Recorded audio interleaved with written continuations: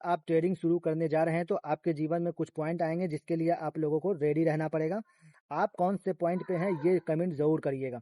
तो पहला पॉइंट आपके जीवन में होगा, जब आप ट्रेडिंग में आएंगे, आप पैसा लगाएंगे, पैसा बहुत ही आसानी से बनेगा, तो आपको लगेगा कि इससे आसान काम तो कुछ है ही नहीं।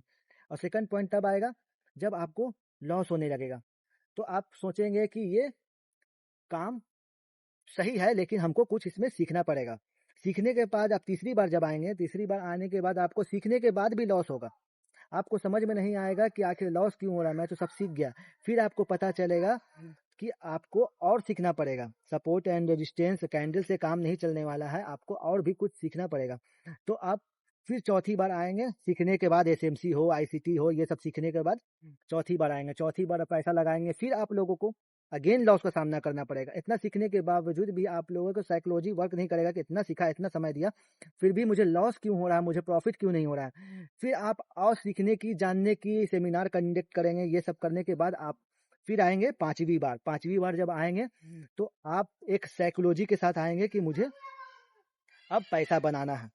तो आप अपना एक सब जो होता है रिस्क मैनेज करेंगे। तो रिस्क मैनेज करने के बाद आपको थोड़ा प्रॉफिट होगा और लॉस भी होगा। आप ब्रेक इवन पे होंगे, ना आपको प्रॉफिट हो रहा होगा ना ही लॉस हो रहा होगा। फिर आप समझ में नहीं आएगा, फिर आप सोचेंगे कि मुझे ये ट्रेडिंग छोड़ देना चाहिए या इसमें अभी कंटिन्यू करना चाहिए। तो फिर आप अगेन फंड लेके आएंगे, फंड लेकर ट्रेडिंग करेंगे जिसमें आपको न लॉस होगा न प्रॉफिट होगा, लेकिन आपका लॉस कम होगा, प्रॉफिट ज़्यादा होगा, लेकिन आप आगे की ओर नहीं बढ़ पा रहे होंगे क्योंकि आपके पास फंड बहुत ही कम होगा, जिसके कारण आप आगे नहीं बढ़ पा रहे हैं। फिर उसके बाद आप सेवंथ में आप एक बड़ा फंड लेके आएंगे और आप लास्ट में प्रॉफिटेबल हो जाएंगे। अब कमेंट करिए कि आप कौन से पॉइंट पे हैं।